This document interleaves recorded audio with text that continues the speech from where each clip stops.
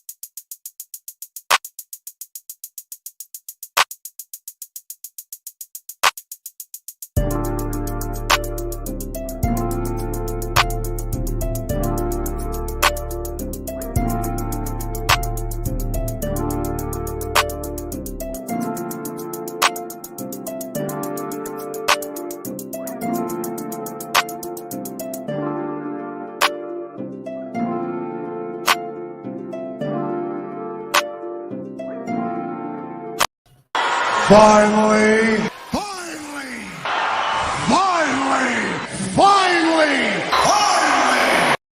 What is good, YouTube? It is your boy Shabazz, episode 17 of the Shabazz TV show. I'm your host, the one and only Shabazz. How you guys doing today? Yo, it is warm as a mama outside. You know what I'm saying? Like daylight savings time really be blessing right now this time of year. In New York, please stay safe.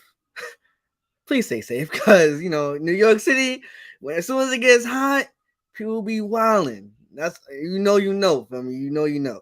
For me, this episode is very special. It's very special. Little backstory before I bring my guests along. 2017, right? Natural puts me on to this wonderful content creator, and I'm like, oh, who's this guy? He's like, yo, he does hilarious highlight commentary on football. Football is my favorite sport.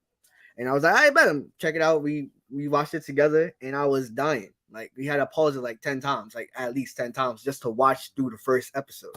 And I was like, yo, this is the guy right here. So for me, 5 years, I've been following this guy. When I first started YouTube, I DM'd him on Instagram because he's very approachable, very approachable to his fans and stuff.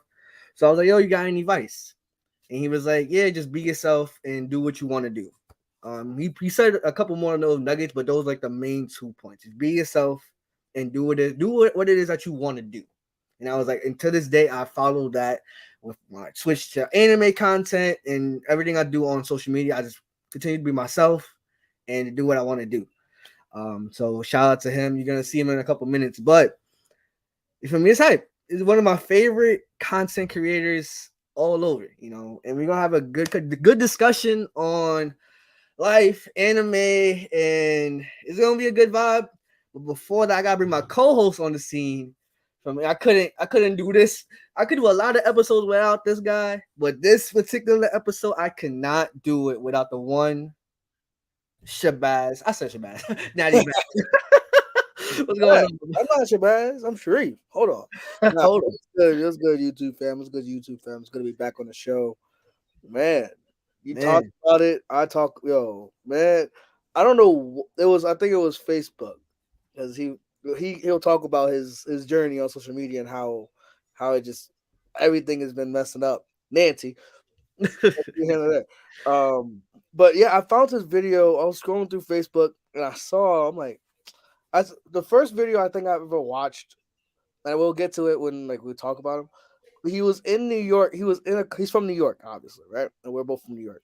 He was in a car talking about the New York City prices for an MTA and how it was like going up to like $275. It was like rumored to go to $275. And he was like, if it's going up to $275, why is it so dirty? Like, get someone to clean the trays. Why is there bumps in the train? Like, why does it smell like piss? Like, he was going in and he was ranting in his car with a Haitian flag behind him. I'm like, nah, I gotta check out his content. And that led me to find his football videos and led me to put you on and put other people on as well. And he is really what he says. And he's as true as they come. He is as true as they come indeed. So now coming to the ShabazzTV show, we have the one, the only, diligent, vigilant, meticulous, sagacious, conscientious, analytical, methodical individual, the Chiseled Adonis. All right. Clap it up for yourselves. Clap it up for yourselves. That's a hell of an intro, man. I did not deserve all of that. But for those of you guys who are watching, good morning, good afternoon, good evening, whatever time you just so happen to be tuning in. If you're unaware, get familiar. I am the diligent, vigilant, meticulous, sagacious, conscientious, analytical, methodical individual, the Chiseled Adonis. Glad to be here on the show, man. Thank you for having me. Oh, I see my hoodie. Yes. Oh, you love to see it. Yes, sir. Put your motherfucking head back down. Ain't that the truth? Hey, if the people ain't tuning in, they ain't rocking with you, you let them know what the hoodie got to say about that. Yes, sir. Yes, sir. Awesome, Man. awesome. Yo, it's a pleasure. It's honestly a pleasure, man. You were very approachable on IG, and you was just like, yo, like I'm down. Like, what's up? I sent you another email like December, but you ain't see it. It kind of went through the archive. Oh yeah, for sure. Oh, it definitely did. Because after like November, December, January, I was backed up with so much emails. It was crazy. Like somebody invited me on a show. They sent me an email like November 15th. I responded yesterday. So but I don't know if the invite's still open. They probably hate me now. They probably the reason why I be getting blocked. But whatever the case may be, I try to stay as open and approachable as possible. It's been very difficult now with the Instagram DMs because it's been so much, but I still try to, Yeah, I appreciate that. I'm giddy right now. I'm like, oh my god, it's really him. Like I'm a part of your Patreon. I'm gonna entry. Oh yeah. And I don't know if you remember, but when you did the Patreon for like fans to scream, You're like the Saints fan. Fires. Yeah, yep. I'm the Saints fan. Yeah, I got a good memory too. Okay, all right. But yeah, we've talked about football as well on this, but it's so great to finally formally meet you and talk about anime, talk anything about you, right? Like, let's get right. Let's get right. For sure. Let's get into it. So, who is? I know we said a bunch of adjectives, but in reality, who is the Chiseled Adonis? Well, I'd love to say it's like a character I created, but it's not. It's really me. Like the person that I am on camera, off camera is the exact same person. I wish it was some sort of alter ego, but it's not. But yeah, the Chiseled Adonis is a failed athlete with big dreams that did not, end up happening. I was a guy who tried to see if I can, make my crack at the NFL. Did not work out in my favor. I played college football 2 years in Alfred State College upstate, and the writing. Alfred. Oh yeah, it wasn't that great, man. It wasn't that great. I went to Utica. So oh, you went to Utica. Oh well, there it is. You know, it's funny. The year that I got to Alfred, they were just coming off of a championship, so I just missed out, on a ring. So they were trying to see if they can do a repeat situation. It did not happen. But I had dreams of playing football, and then for whatever reason, I had all of the passion. But my athleticism and my athletic, prowess kind of peaked by the time I made it to college. So trying to get to the next level, because it was JUCO my first year, then went to D3. So I was going to see if I can make like a transfer situation, get to a D1, D2 situation, and try to see if I could work my way towards getting to at least the combine, because all I need is a little bit of eyes on me. But it never ended up working out. So after 2 years, I'll never forget my business law professor. He asked me like, yo, why are you here? I'm like, what you mean why I'm here? I'm getting to get my degree. Well, I'm not stupid. I got a B+ in your class. But he's like, nah, you got to recognize the type of stuff that you do in class. And he listed everything I've ever done in his class, which was, I think this was about 8 weeks in. Things that I would do that was so subtle but hilarious. Like one thing that stuck out in my mind was when we had a mock trial, and I came in dressed in a suit for no damn reason with a briefcase. I can't even remember where I found it, and all I had in the briefcase was one piece of paper and my phone blasting Law and Order music. And he was like, who thinks of stuff like that? And mind you, it's not like I'm just trying to be the class clown enough. It's just like, oh, okay, there's a mock trial. This is what you do. You blast Law and Order and you go inside. So he told me to go back to my room, do like a life, reflection and see if entertainment is something that I might want to get into. And mind you, this is a college professor. They should never be pushing you out the door. So I was like, all right. I went back to my room. I really thought about it. And comedy was the one conduit I had throughout my entire life. So I said, okay, I think I'm going to give this a shot. Did not consult with my parents at all. Because I'm a big boy. So what I did was I pretty much switched my degree from a 4-year to 2-year. Graduated with my associates, worked for an entire year, and then bam, jumped into stand-up. I saw social media because at the time I wasn't active on social media at all. It was like 2.5 years since I last posted anything, like a status with like 2 likes. So I said, okay, I'll get on socials and I'll start posting videos. And here we are, 6 years later? So it's been a hell of a goddamn run. All right, Yeah, all right. man. I was about to ask you what got you into content creation, but you kind of already answered it. So, as a fan for many years, like I've been to Facebook strikes, the YouTube blocks, goddamn Nancy, and now Pornhub. we're Pornhub. Oh yeah. How do you stick through all this adversity? How do you keep going despite all this social media wanting to keep you out of the comedy realm? Well, I live my life by 3 C's. So I got to commit to the commitment of consistency. So when I told myself, oh yeah, that's a bar. That's a Don't bar. Yeah, don't steal it. I got a knife for your appendix. But whatever the case may be, I told myself when I started, I was gonna, I was gonna be 100% in. I was going to be all in. So since I was the case, I'm like, all right, if I'm getting blocked here and there, they're stopping me here and there, but I've been able to at least grow a little bit of an audience. There's a possibility what I'm doing is working. Like, had I been getting blocked when I had maybe like 10, 12 some followers, if it passed 50, I would have still been the same person I am today. But had I been getting blocked before I got to like 50 or something, then I would have probably been like, you know what, this internet stuff, it's not really going to work out. And I would have just stuck strictly to stand up. But since I had already began building a little bit of a following and there were people who got my humor, I said, you know what, if they're going to take me down over here, I can at least direct the people to come over there, because if you remember, back, my Facebook was bigger. Well, the original Facebook was bigger than YouTube. I used to almost never say, unless I was on YouTube, you wouldn't know I had a YouTube channel. So it wasn't until I started getting, I don't know if they call it strikes, or I think it was banned on Facebook. It wasn't until I was getting banned and put in Facebook jail for a couple of weeks here and there that I started directing people to the YouTube channel. And then, it's just a matter of, sticking to it. I refuse to quit. So there's that. Okay. So you just want to commit to the consistency, Yeah, That's commitment great. to the commitment of consistency. Commit to where you guys say it again. You gotta say it Oh, yeah. again. Commit to the commitment of consistency. Indeed. Oh, So yeah. you want to do all that, right? Oh yeah. Is there an end goal eventually? Oh, sell out Madison Square Garden. A word? Yeah, sell out Madison Square Garden. Because the end goal has always been stand up. Because if you're gonna be a comedian, I think anybody who is a comedian, unless you're a comedic actor, if you have the title comedian next to your name, you got to do stand up. Like, there's a lot of people who do like online stuff. That's great, but I think if you ultimately want to go down as one of the funniest comedians, it's attributed with stand up. So once I said, all right, I'm going to get into comedy, I want to sell out MSG. And the one thing that I kind of can, push for now is nobody has ever done it that got their start on social media.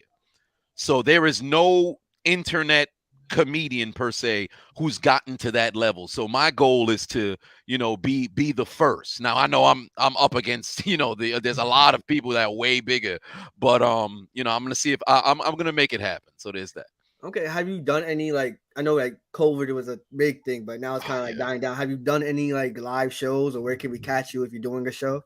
Oh, I've done a number of live shows. I actually had a tour that I was trying to do right before COVID hit. I had 5 shows in Virginia. I had Arkansas. I was gonna go out there, Atlanta, and then COVID hit and then screwed everything over. So I haven't like gotten back on stage. Like 2020, I didn't touch the stage after I was in Cali, and then after the COVID started in March, it was clipped for that. And then last year with all the restrictions, I don't know, but April, I'm gonna go and start messaging people like, oh, it's time, I'm back. So I'm gonna have to fax in like that Jordan 45 fax letter, be like, yo, I'm back, and then get back on stage, man. So You got to unretire like Tom Brady, basically. yeah, pretty much. I was about to see. Speaking of football, but like I know about the story of how you got to Pittsburgh Steelers fan because it was a video game, correct? But Yep. what made you sick? I mean, obviously you don't waver at all. You once you win something, you committed to it. Mhm. What are your thoughts on the Steelers going forward? I know you're on the chase for 7. Bum ass Steelers, man. He's I'm a Ravens fan, so He knows a Oh, yo, Ravens fan. Oh, my condolences. but oh, that's crazy. But from you, Zoe from Brooklyn, we Zoe's from Brooklyn, so it's all Mhm. love at the end of the day. So, But right. what made you a Steelers fan, and how do you feel about Mitch Trubisky and the moves you've seen so far? All right. So what made me a Steelers fan, the year was 2000, came back from church. I think it was either late September or early October. This was week 4. The Jets were undefeated. The Steelers were like 1-2. And I don't know why I remember this so vividly. But got home from church, didn't even take my shoes off, turned on the television, and you guys knowing New York, you know, you get regional games. Jets on channel 2, Giants on channel 5. So turn on the TV. First thing I see, fat ass Jerome Bettis running 12 yards into the end zone. I ain't never seen somebody that large move so nimble. Like it reminded me of my brother. He wasn't even that fat at that time. But I'm like, man, that could be you. It was never him. So I saw Bettis run into the end zone. I'm like, yo, that's interesting. They ended up winning that game and giving the Jets their very first L. Later that night, I was playing on my N64, the NFL quarterback 2001, the red cartridge with Brett Favre on the front. I always played with the Packers, and I used to pronounce, you know, Favre's last name as Favor because my brother told me, and that brother couldn't read. So we got to the franchise mode, and for whatever reason, and the Steelers sucked in that game. They went 5-11 that year. It was bad. That was the same year that Baltimore won the Super Bowl. And for whatever reason, I'd give the ball to Jerome Bettis. He'd lower the shoulder because when you press A and it had the turbo, he ran everybody over. I went undefeated, won a championship. I'm like, oh, that's all I need to see. This team won today, and I won a championship in one day.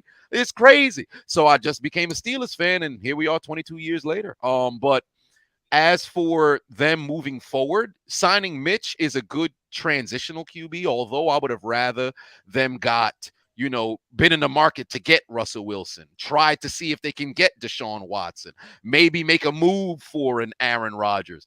If they're going to bank on drafting a quarterback next year, then I'm not too, you know, standoffish to having Mitch for a 1-year rental. The only problem is if you're going to say this is the guy we're rolling with, make sure you beef up that offensive line because he has the pieces around him for the most part. You got a very young receiving core that can be capable. You have a running back that has all of the makings that can become a beast. You got a very good tight end, and you've got a top 5 defense in the league. Just fix the offensive line and hope Mitch Trubisky don't fucking throw turnovers left and right, and then we'll be all right. To at least, you know, you could watch games and be like, we can pull this out. Versus, you know, sitting there and having absolutely no hope with Mason Rudolph. So there's that. Okay.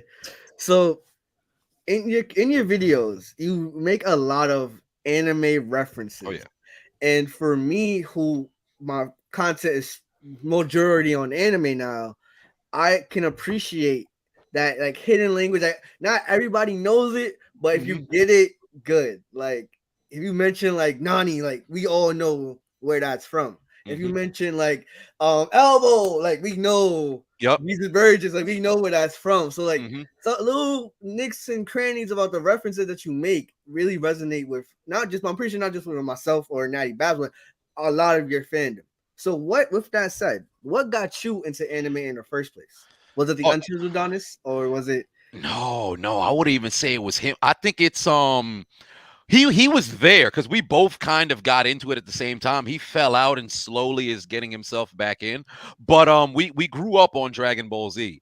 with like I have a actual action figure of Vegeta on my nightstand, because he's my favorite character of all time. But it was Dragon Ball Z. That's what got me into to anime, and then growing up and watching like the Yu-Gi-Ohs of the world and the One Piece. Me and the unknown Adonis, we pretty much One Piece, what we speak about damn near every day. Naruto, everything with all of them. Like I see the One Piece hat on the avatar. Like this joint, it's anime is life pretty much. I can't watch all of them like I would like to. Like if some people had asked me in the past, like if I should make an anime channel, just review animes, which would be a great idea. But I think I'd have to build, the following first to where now I wouldn't have to be missing out on, having to pay bills and things of that nature. So, but anime, it's always been life like that. It's why watch regular television when you can watch anime? It's always better. So Thank you. Oh, Jesus. It's fine. See, when I say it, I sound like I'm a hater. You know what I mean? Like, my girlfriend's like, oh, why you don't watch regular shows like 90 Day Fiance or Married at First Sight? I'm like, no, that's your vibe. Yep. My vibe, I need to see somebody going through something real shit. Mm-hmm. And that's just my limits. Yeah, and it's not just cartoon, because people think, oh man, it's just child thing.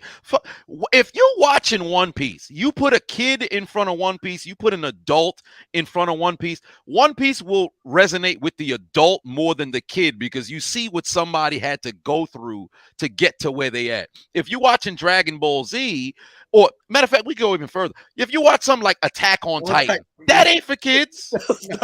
That is not for kids. That's for grown adults. And if you're watching, you're like, yo, this shit hard. Like this is amazing. Why would I want to sit here and watch Love Island? Love is Blind. If who want to watch that? Put some anime on. That's what we want to see. I want to see someone slicing up a demon and crying afterwards. Like, exactly. Like the amount of characters, you think about development, like the development that Vegeta had to go through. You watching on One Piece with Zoro's determination. You watching on Naruto, what Naruto had to go through. Sasuke. If you watching on My Hero, you see what Midoriya had to go through and their peaks and valleys of life. People losing mentors when Naruto had lost Jiraiya and everything. Goku when like the time and time again when his people was dying left and right, having to save the world and everything. Like this, it's so much deeper than just, a cartoon. Like, this is why when you have all them con shows, you got so many people who come together. Like, I hated the fact when growing up, people would try to make fun of people for watching anime. Man, I wish they'd say that shit to me now.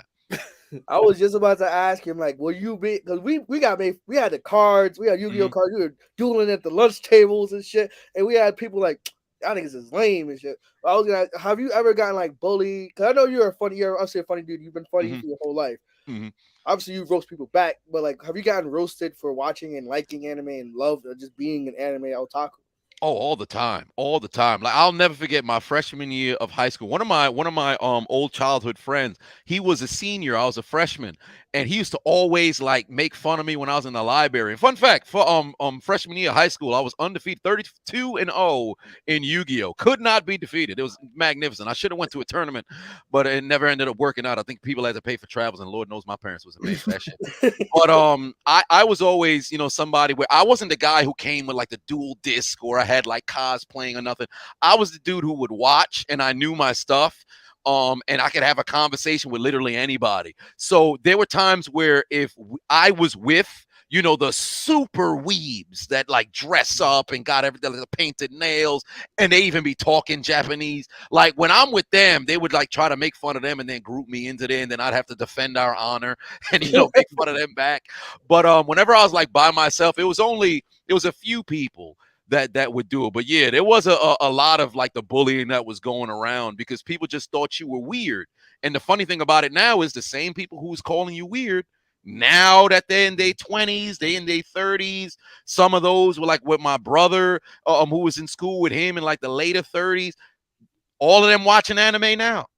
All of them are watching it now. Yeah. And they ask you like, yo, like, yo, what you recommend me? Yup. Like you dead ass? Yeah, there's this told me one I- girl. There's this one girl I went to high school with. Like, she was one of the baddest girls in the school. She used to make fun of everybody who was like watching anime or whatever. Now she a single mother of 4. She out here watching anime every single day. All her Facebook status is about anime. As it should. As it should. As it should be. But Yep. so you mentioned how like basically like it's now the trend now. So now everybody's on this wave of anime, right? Mhm. What so like that has to be like mind blowing and like what are your thoughts on like the anime community? Like it's like yo, like why is it so toxic? Why was we made fun of and now it's the wave? Should we be dickheads and be like, oh, and start gatekeeping the anime, or should we be like I'm an adult, we like 24, not my twin, so we 24, like we're like, oh, we got made fun of, but we're not gonna gatekeep. Mhm. Like, oh, we're excited, like, oh, our eyes start to pop up, like, oh, you want to watch some anime? I got some, like, what you into some dark stuff, you into the light stuff, like, Mhm. but it's not, people are not like that. So what are your thoughts on like the anime community now? Yeah, there's a lot of people who gatekeep for sure, because they feel like, yo, this is my thing. This is what brought me my peace. And all these other people were trying to tarnish it when I was growing up, but now you getting into it. Like, and I can understand that. Like, if you somebody who you went through your entire adolescence, you went through your childhood, and you somehow, for whatever reason, you're still friends, at least online, with people who grew up not in there, but now they trying to get in, you'd be like, yo, it's too late. You can't get on the bandwagon now, especially you only getting in with the biggest animes that are out. Like, if somebody calls themselves an anime fan, usually if they start listing off only the ones that are big, you're like, oh, you ain't no real anime fan. Get out of my face. What are you talking about? So, but with the anime community, I think it's good that it's expanding and it's growing and people feel comfortable being able to have the conversations, and people are going to the Comic-Con, people are going to the DreamCon or the MomoCon or different sort of things like that. And it's great. And I think the community's the best that it's been in a long time, because you could at least be public with it, and the internet was able to make that happen, because you could be by yourself. Let's say you live in Arkansas, there ain't no anime fans around. You get online, you join a Discord, all of a sudden there's thousands of people where you like, yo, I just made a friend, we talking about anime, and you find people with like minds. So I think it's good. The only problem is, like, there's some gatekeepers who's doing way too much. Like the battle between sub and dub, we're watching the show. Like, I understand there's more emotion with the sub, but sometimes if you don't feel like having to do all the extra looking down and up, you just watch the dub version. Like, there be times when I'm getting ready to eat some dinner or lunch or something like that, and I'm watching My Hero. The dubbed and the subbed is both, recorded damn near at the same week. I'm just going to watch the dubbed one. It doesn't change anything for me. Indeed. You talk about My Hero and Attack on Titan. Is there any new gen that you think will ever compete with the big three? Or like, would any anime stand out to you that like, yeah, this shit goated right here? This has potential to be like the not the pioneer, but like the driving force for new anime heads like going forward. Because if we talk about like the past anime, you would have Dragon Ball Z, Yep. Yu Yu Hakusho was in there as well. Yu Yu Hakusho as well. And I like to throw in Inuyasha. People don't give it its respect, but I like to throw in Inuyasha as well. And then the big three being, Naruto, One Piece, Bleach, I believe it was. A fun fact, never watched a single episode of Bleach. I still, till this day, it's crazy. It's crazy. And it's funny. So many people, how haven't you watched Bleach? You would love Bleach. I'm like, yo, you're right. But I've never seen it. But I've never seen it. I have to watch, like Hunter x Hunter. I've had that bookmarked for years. Still never watched an episode. Like, I seen somebody's head get bit off one time. I'm like, oh, that looked like I gotta see it. And for whatever reason, I've never watched it yet. I think maybe give it some time. But of the newer animes, My Hero has the potential, in my opinion, to possibly, I don't want to say usurp One Piece, but it can be in the argument, because My Hero, I really enjoy the pacing and the story. Attack on Titan, love that. Love Attack on Titan. You talk about emotion. That's Attack on Titan can make you cry. Like, even if you could be the hardest dude in the world, you get the biggest gangbang, you sit his ass down and watch, my freaking Attack on Titan, that brother gonna shed a tear, So I think those two definitely, and I heard huge rave reviews for Demon Slayer. And I thought I had actually started watching Demon Slayer, but turns out it was Goblin Slayer. So I was like, oh well, I mean, I got the wrong Slayer. That's So yeah, and I was gonna go to the movies and watch the Demon Slayer movie. I think it was like last year or maybe 2 years ago. But I'm like, I don't want to watch the movie if I've never seen an episode. So I'll probably start getting into it because I heard it. That's like one of the banger anime that's out right now. But I think the new age ones, probably Attack on Titan, My Hero, definitely have the potential to, you know, join that class. The only problem is Attack on Titan ending this year. So yeah, man. I feel like with anime now, it can't. Half of it's the nostalgia, right? So you got the nostalgia of like we love. My favorite is One Piece. That's my favorite. Natty's his Naruto. For me. Soon to be One Piece, you know. I'm trying to. I think he's slowly gonna get on that wave, the right wave. But for me, his loss. No, but read the manga. I've watched it. I'm up to date with both because of you. Shut up. Yeah. See, I'm not a manga guy. I can't because I'm not a manga guy. When I was young, first manga I ever read actually was Dragon Ball, but the one that I actually was going through, like the books, it was Inuyasha, and I'm like, man, you know, I'm really enjoying this, but because my imagination's crazy, and that's the beautiful thing I think about manga is that you have to imagine what the fight scene would play out like, because when you're reading it, it may be visual in front of you, but you got to bring it to life. The problem that I have with it is my imagination is crazy. So I don't want to be let down because there were some fights in Inuyasha that I was reading in the manga. And then when I saw it play out, although it was still good, it wasn't at the same level of what was in my imagination. And since I'm going to watch it anyway, I'm like, you know what? I don't want to spoil nothing for myself no more. I'm like, I'm going to put the manga book down.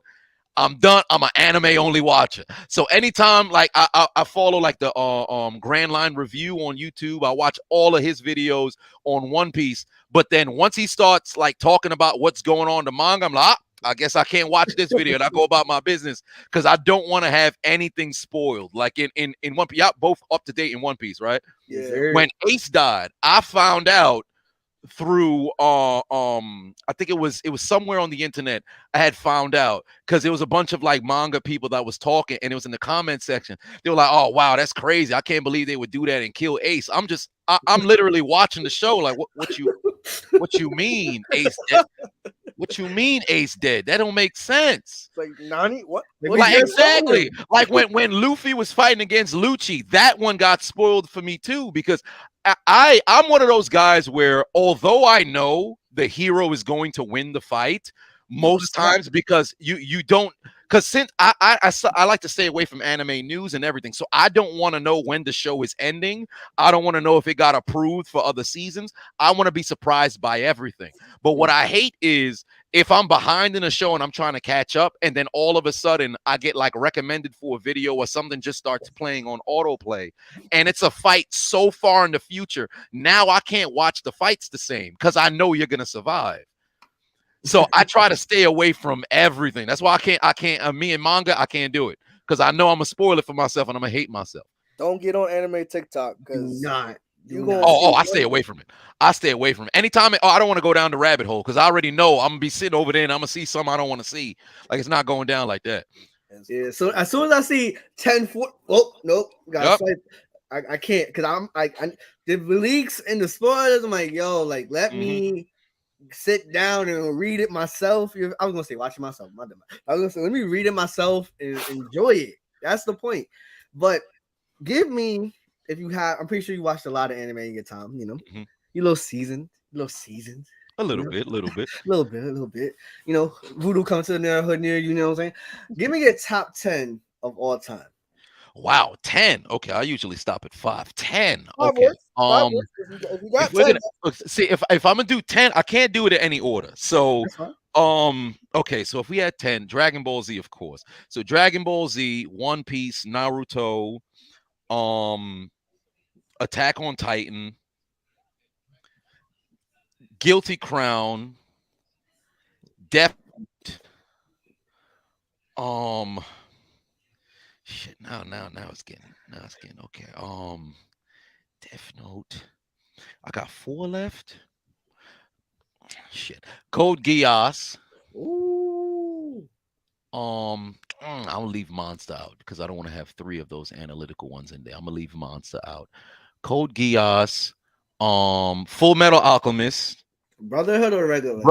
Brotherhood. Yeah. I actually like a lot of people like the original, better than Brotherhood. But I really enjoyed Brotherhood. Enjoyed Brotherhood. When they had Mustang hitting the fire on Lust, I'm like, oh, this is beautiful. It's a tough day for rain. Ain't that the truth? So, I wanted to cry so bad, but I was still in my phase. I'm not gonna show no emotion. All right, so Full Metal Alchemist. I got two more. I'll throw My Hero in there. And then if I had one last one, you know what? I'm gonna go humor. For the humor, I'm gonna throw Konosuba in there. Oh I'm no! gonna throw Konosuba in there for the humor. Because Konosuba, I think Konosuba is the funniest anime of all time. Well, then again, Gintama is hilarious too. But I'd probably put a Konosuba in there. But if we had to be serious and throw in the serious animes, then my last spot. Which one would I give the last spot to? I know I'm overlooking something that I definitely watched from start to end. You're overlooking two. You mentioned both of them. I'm surprised you didn't have them in there. Yu Hakusho, like. Inuyasha. I think I'd probably give it to Inuyasha. I enjoy Inuyasha more than Yu Yu Hakusho, but I probably got to rewatch Yu Yu Hakusho. And I heard Baki is pretty good as well. Like people been telling me for years, watch Baki. I don't know why I never tuned in. I was gonna ask you, like, Black Air Force Energy and like menaces to society, right? Mm-hmm. You should definitely check out Baki. Not even for Baki, but for Baki's pops. Because he is a menace to absolute society and everybody. But where are you on One Piece? Oh, I am. I've actually because I heard surprisingly enough, my other brother texted me, told me about they're taking a hiatus right now. But the last episode that I watched, what was it? The last episode that I watched, Momonosuke just came off of the that's what it was. Momonosuke just came off of that cross with it because Kaido got hit. So that's the last episode that I watched. I think I'm behind by like 10 because I wanted to let it build up so I could sit there and watch when the football season's over. Obviously, I hadn't started watching yet, but I'm like 10 episodes behind. But it was Luffy and Kaido's now daughter.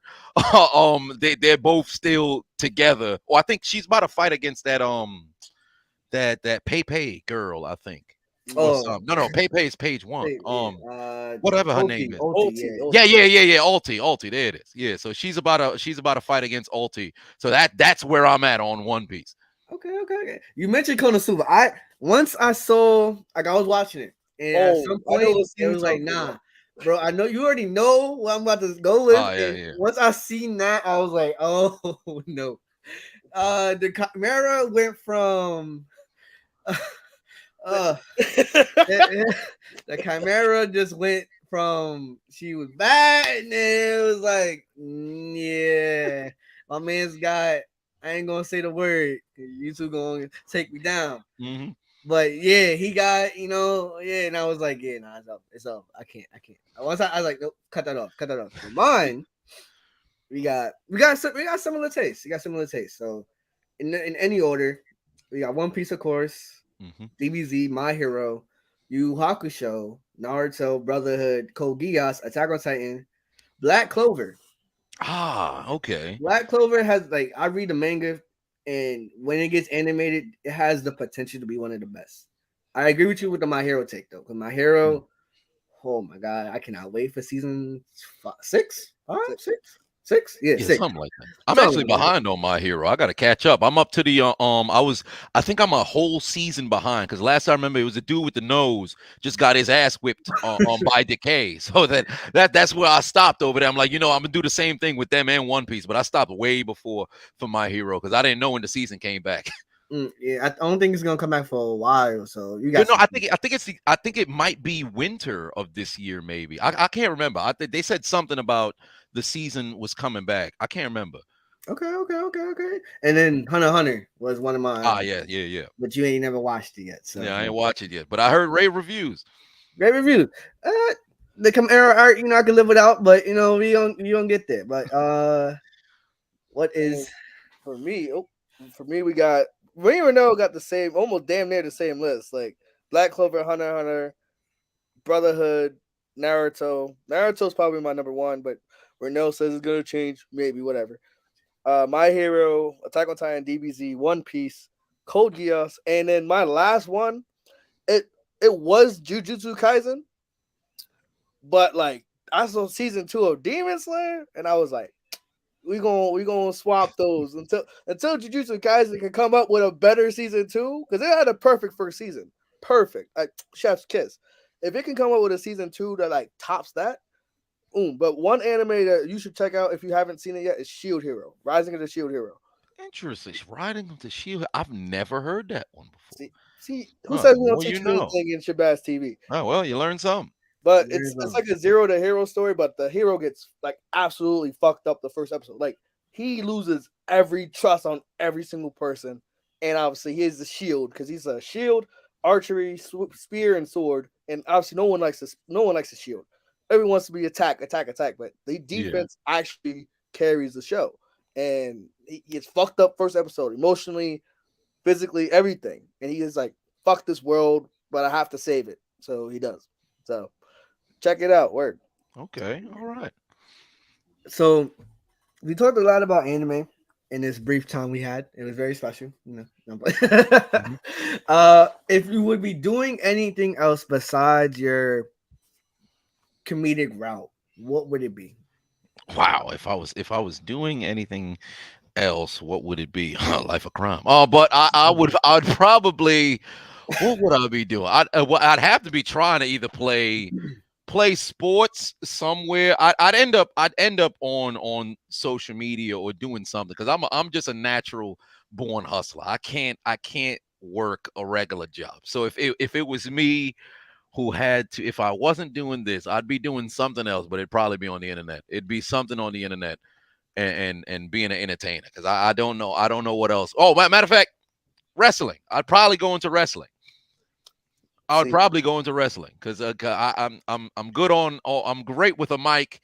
All I got to just do is get the ring work there, and bam, I think I got it. This is why we bangs, because I literally had a question for you about wrestling, because you make a lot of wrestling, like on your commentary, you make comments on wrestling, anime, life in general. Who was your favorite wrestler growing up? And I know you're still into it because you go to WrestleManias and whenever they're in Brooklyn. Who's your favorite wrestler of all time, and who are you like your top 3 that are like banging right now that you like? Yeah, like I can vibe with this person. Okay, so favorite wrestler of all time, like when it comes to just pure wrestling, Chris Benoit, was my favorite of all time. Unfortunately, can't really, what happened. So, but when it comes to characters, I'd have to say Rock, Austin, and then it always fluctuates with number 3. From Undertaker to Ric Flair, Shawn Michaels, Kurt Angle, Guerrero, Kane, all of those guys. Because I was a WWE, WWF guy, growing up. But yeah, I'd have to say that my favorite wrestler of all time is Chris Benoit. Now as for right now, my favorite wrestlers, in the product, AJ Styles, who I think is the best in the world, even at this old age. I think he still is the guy. Bryan Danielson's definitely there too. But I'd say AJ Styles. Well, Samoa Joe ain't really active anymore. So AJ Styles, Bryan Danielson, and Sasha Banks. I'd say those 3. I love me some Sasha Banks. I love me some Sasha Banks. Oh, what you doing, Sasha? Hey, Where her mom, man? Where her mom? I can confirm or deny said sentiments. Yeah, yes, indeed. Yes, indeed. I think I have one last question for you today. As someone who is trying to, I'm trying to get like you, my boy, but like someone trying to like aspire to be where you are without the countless, adversity, Nancy and all the other whatever. As someone that's I'm trying to aspire to be like you, with someone with a huger following, someone who's just trying to, like a Haitian kid from Brooklyn, trying to just hustle and not trying to work a 9 to 5 forever. What kind of advice would you have for someone like myself? Someone who there's someone, I'm pretty sure there's gonna be someone watching this later, like, oh, what kind of advice do you have for that person?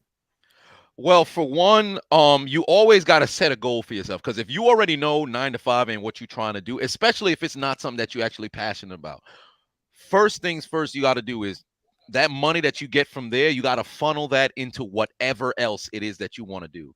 Because what I did when I started YouTube was I worked a whole year in the airport. I worked at JFK for air serve. I saved every single dime I ever received from there. I saved like $13,000 in 7 months.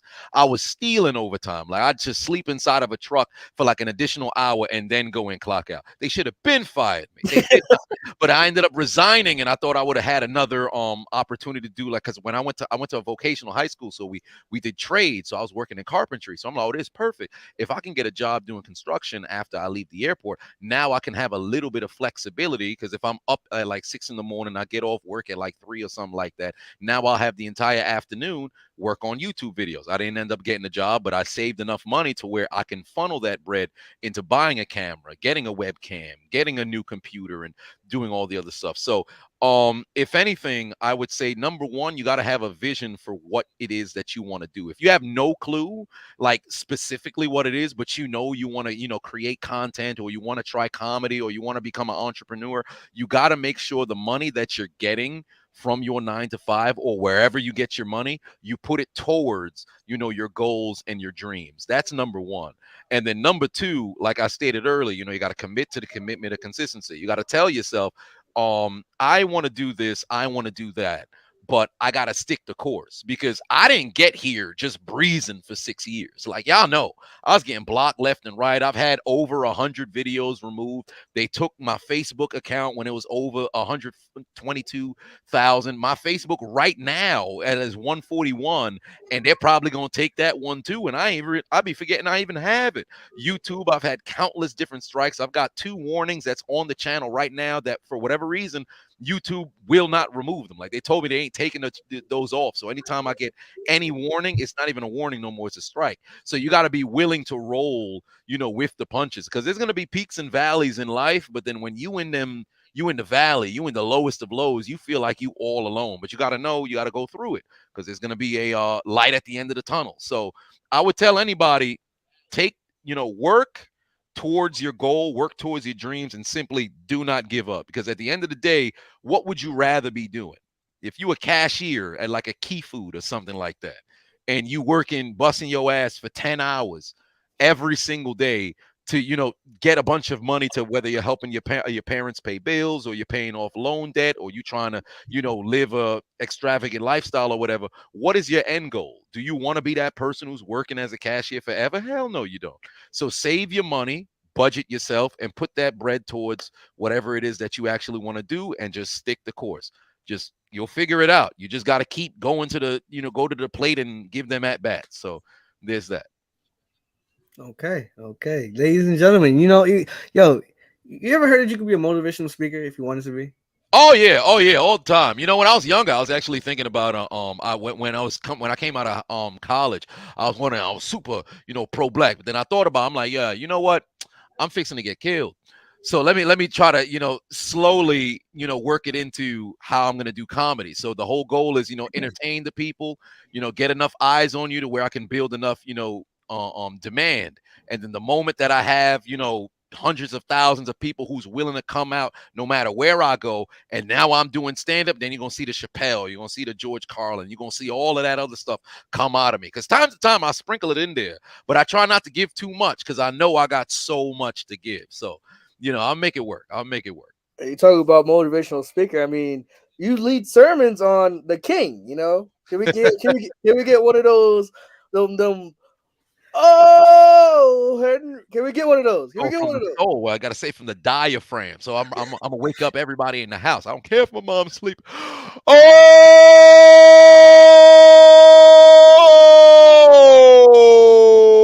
Henry! You gotta say it from it's from the diaphragm.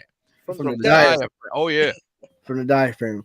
Oh man. This was like literally, I marked this show down because I feel like watching you for so long and finally having a chance to, like we would shoot each other, like I would hit you up on IG, go back and forth, but having a conversation in person, in person, but like seeing your face, seeing your mannerisms, and like seeing how you carry yourself is.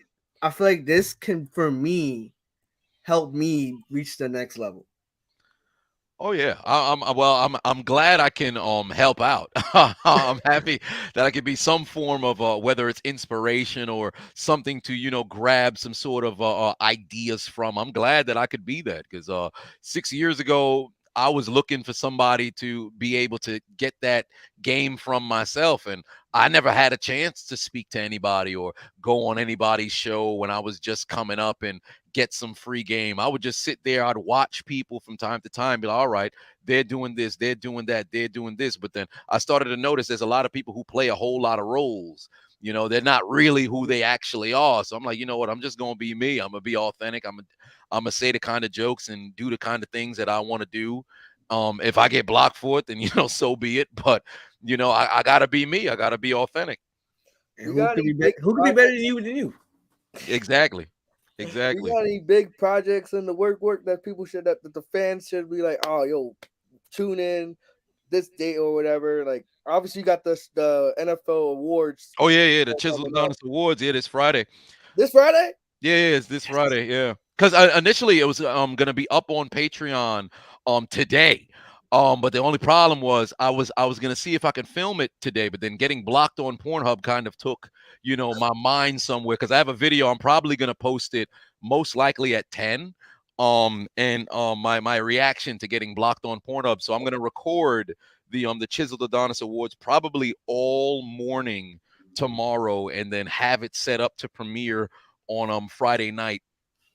So most likely if I can get all the editing done, all the recording done, it'll be on Patreon tomorrow or Friday morning, and then ultimately on YouTube Friday night is what I'm aiming for. But if anything, then Saturday, because what the difference in the day really doesn't matter. But that's the biggest project that I have coming up. And then afterwards, although I was kind of skeptical with Instagram, I think I'm just gonna say to hell with it and bring the whole sliding to DMs back. Because initially I had tried in I think it was like September or October. I did one episode. I think it was on Chloe Bailey, and then they didn't take it down, but they initially they had flagged it, and then they said, hey, your account is in danger of being taken down. I appealed it, and they reenacted it, and then ultimately in September I ended up losing my account, and then I had to get it back.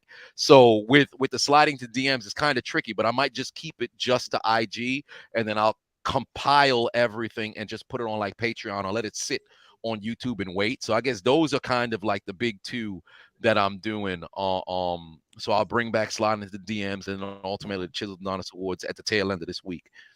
Okay. So is it like one? Like I got like two more questions, probably one, but like so like you're comedians, right? You mentioned in high school you had to like you was with the weed crowd, they're speaking Japanese, going crazy, all that. So like as a comedian, is it easy to like find different avenues to like connect with your audience, or is that one of the bigger challenges that you face as a comedian? Well, it depends, because when I was in high school, I was with like I can mesh in with the weebs, I can mesh in with all the athletes, because primarily I was with my teammates. I was with what do they call them? Jocks. So I was with the jocks. So we hung out, and I was just me and my football teammates and everything. And then I could hang out with like the nerds. I could hang out with the anime people, because I was great in school. So I was always able to mesh in with places. But the only issue is when you're a comedian, most comedians are introverted. So most of them don't really like people like that, or don't really know how to speak with people. I myself, I'm naturally to myself, because I don't like to speak to a bunch of people. Surprisingly enough, because a lot of people think I'm just super extroverted. I'm not.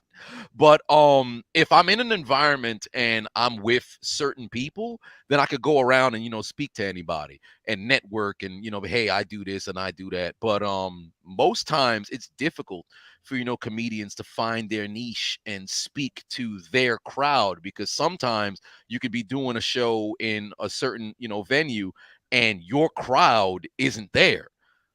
like if anybody who listens to me, you would be like, man, shoot, this guy. I mean, I could speak to women, but my content's not preferably for women.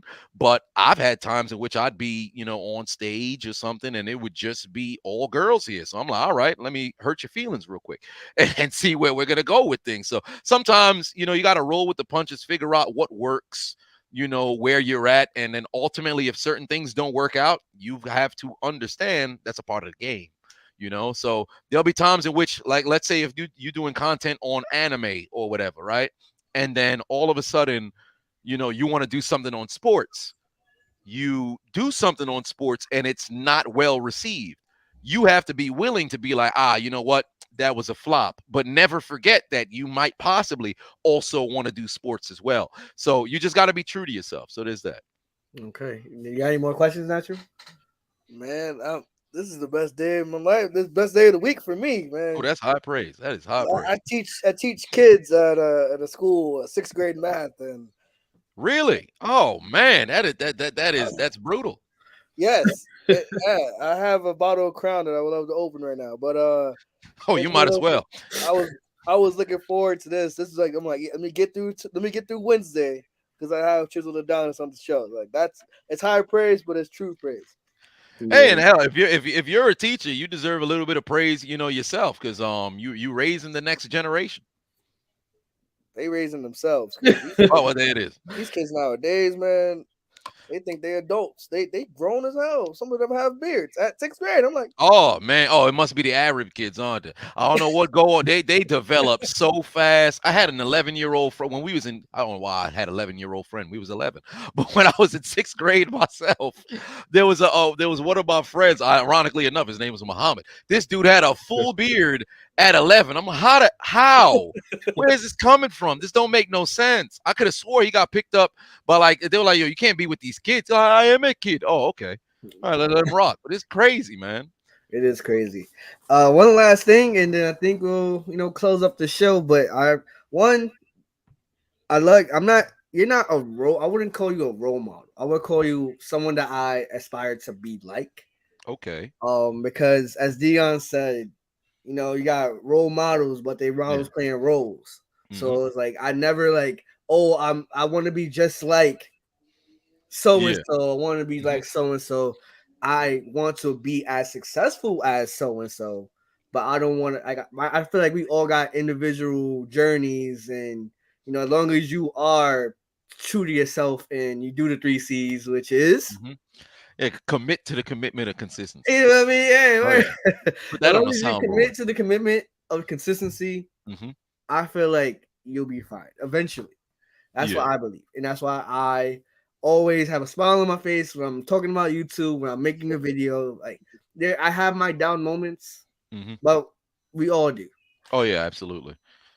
So, and when you gotta appreciate, the journey as well, because we all got a destination. Like last year, the goal was 500,000 subscribers for me. I fell short. This year, I didn't change it to like 800,000.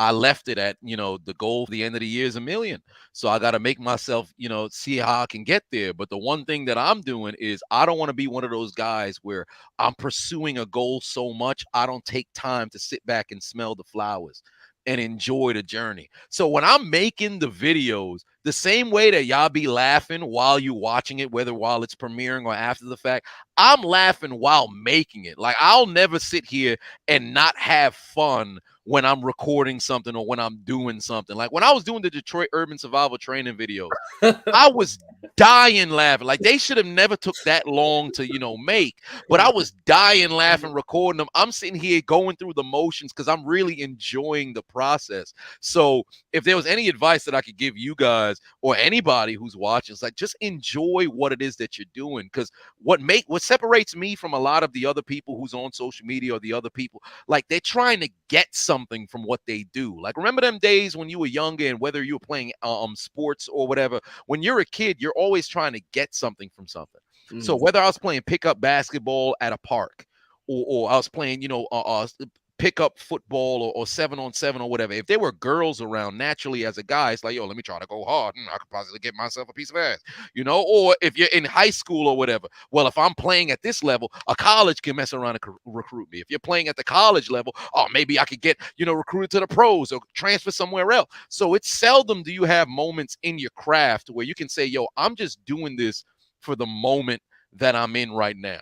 Once you get to that spot, it's so peaceful because you're in tunnel vision. It's just you and your craft. Like, although you guys giving me, magnificent compliments, which I truly do appreciate, I never allow myself to get too high on the compliments. That way I don't get too low on the criticisms. So when somebody be like, yo, you suck, yo, you ain't shit, you not funny, you not enough, I'm like, hey man, I'll never respond like, oh, well, fuck you. You should like my stuff. It's like, I guess I'm not for everybody, but I appreciate you tuning in. And I hope you'll find something that's more your taste. You always lead with love, because at the end of the day, we ain't all, for each other. So, since that's the case, just double down on what it is that you're doing. Really enjoy what it is that you're doing. And once you forget about like the money, which is very tough when you're starting out, because I know how tough it is. Hell, I'm still in it right now. But when you in a spot where it's like, yo, you just really enjoy coming into work every day to do what it is that you're doing, that's where the bliss is at. Okay, yeah.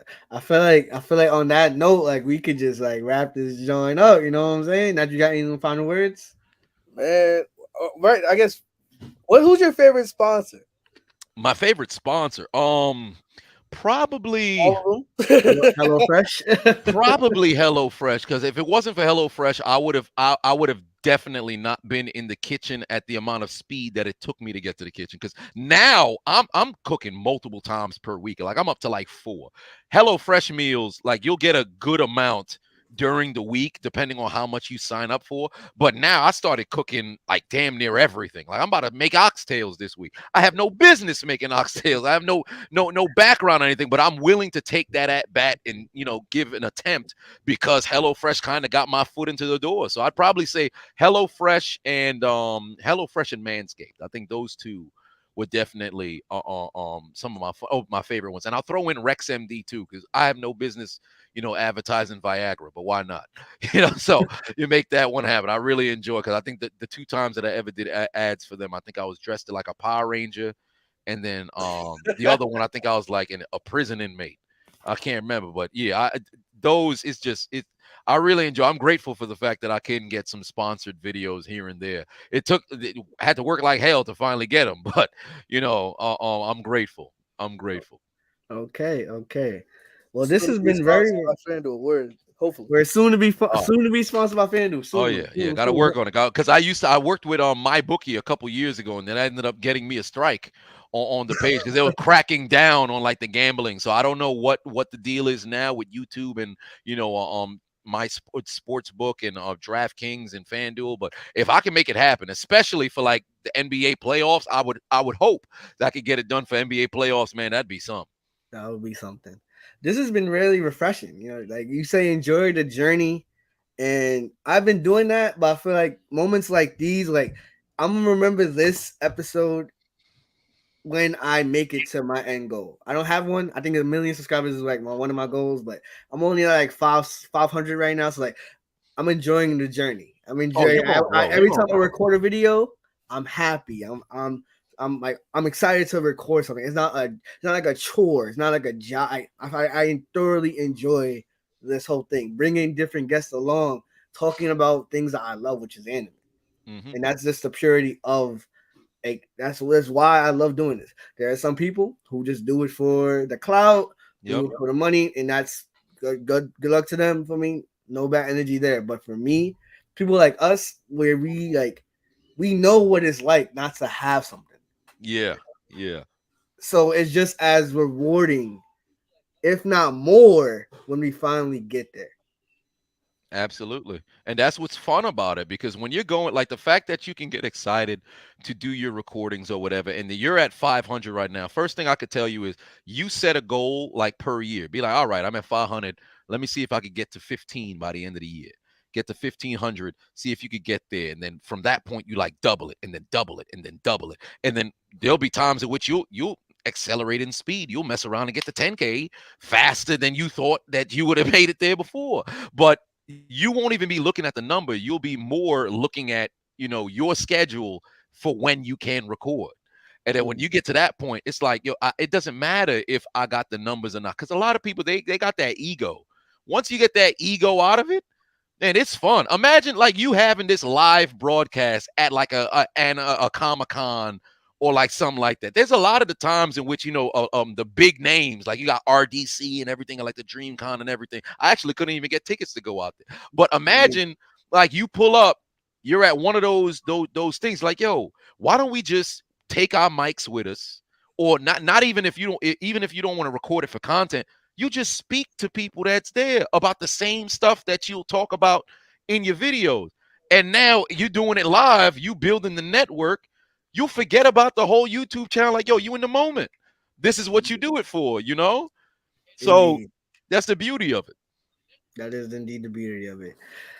We could go on for hours, but for me, I know you got a busy schedule. So one, I appreciate you, like real talk, bro. Like I really appreciate you for being here, for giving game to the young folk, and for everyone future that's going to be watching this video. Appreciate you giving them the free game.